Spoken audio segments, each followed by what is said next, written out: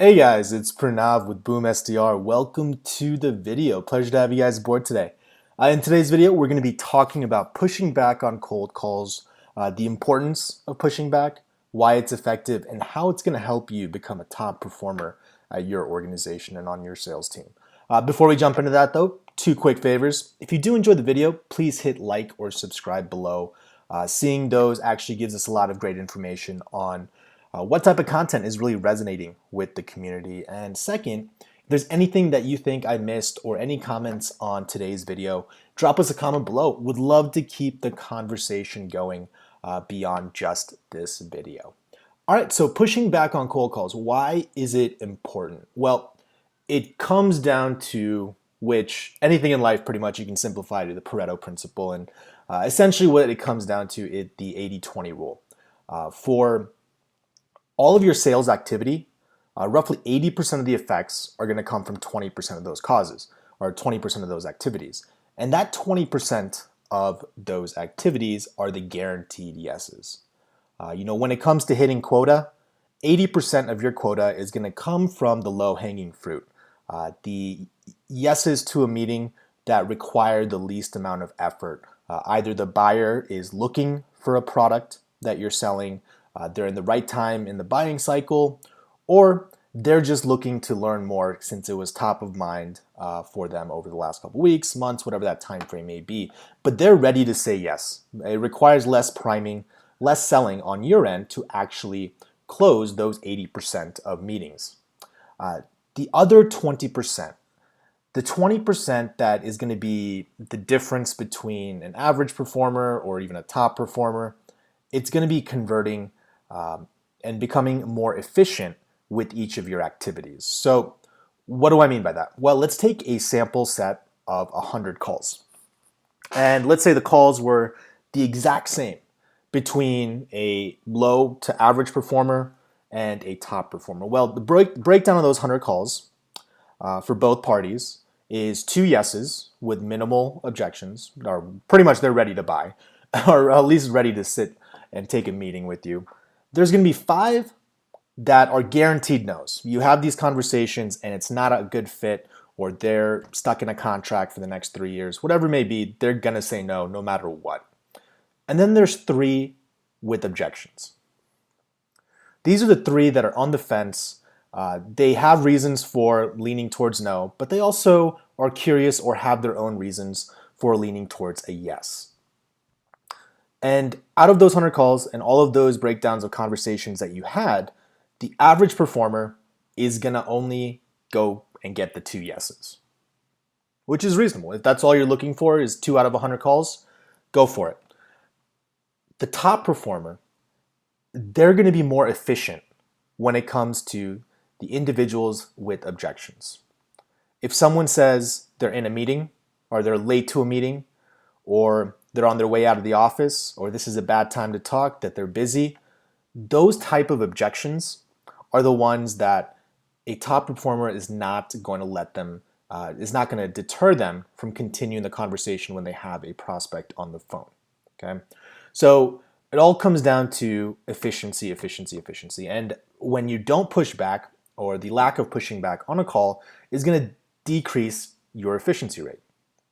So what do we do? If we realize this, that we're not being efficient with all of our sales activity, what can we kind of do to approach it and increase the amount and frequency of pushbacks and the frequency at which we win those pushbacks? Well, a very simplified game plan that I encourage all new SDRs to think about and incorporate into their day-to-day workflow is kind of twofold.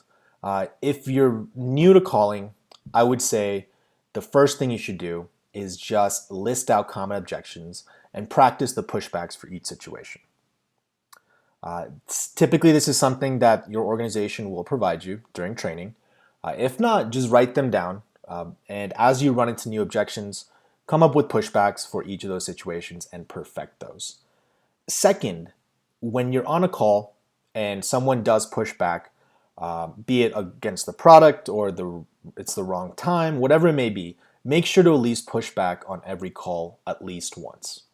And with confidence over time, as you develop your selling skill set, you're going to be able to push back more frequently on a single call and have it feel less awkward, but at least to get you over the fear of calling and into a comfort zone where you are continuing these conversations and extending these conversations beyond the initial point of friction. At least push back once on every call. And then as you develop that confidence, you can get a little bit more creative with the way that you're pushing back, which is ultimately going to create more buy-in from the prospect's perspective and get them to say yes to a meeting. And the first way to do that is just weaving in personalized information into those pushbacks. So when you initially push back, try to learn more about why they're saying no. And then as you get to the deeper layers and you peel back that onion, you're going to then be able to use that information and tailor it back into the way you push back and what value propositions that you're using in your pushbacks.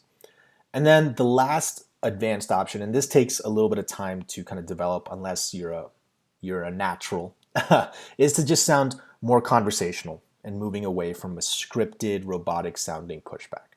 And again, that's going to build off of weaving in that personalized information, really getting creative with it, and just sounding like you're actually just having a normal conversation and truly trying to help the person on the other side of the phone.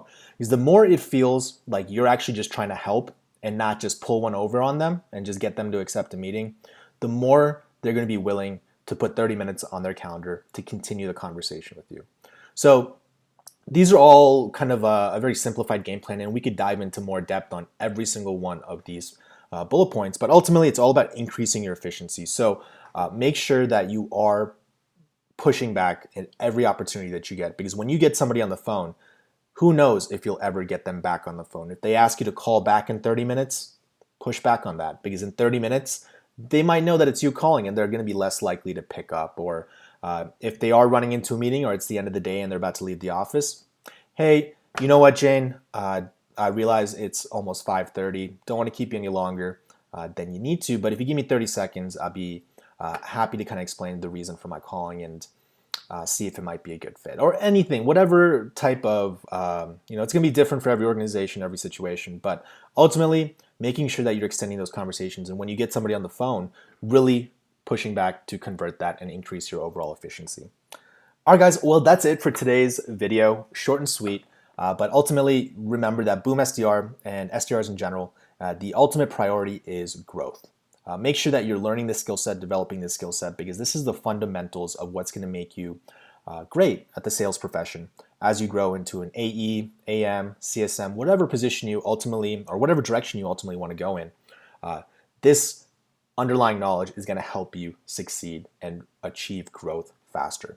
So, two things. I'll drop a few links in the description below to some articles that I found valuable when it comes to pushing back on the phone, as well as check out BoomSDR.com. We create a lot of content, videos, articles, webinars to help our community become better at sales development, business development, and demand generation. So check out those resources, guys. It was a pleasure walking you through this video. And if you have any questions or other comments, leave a comment below and be happy to respond and continue the conversation.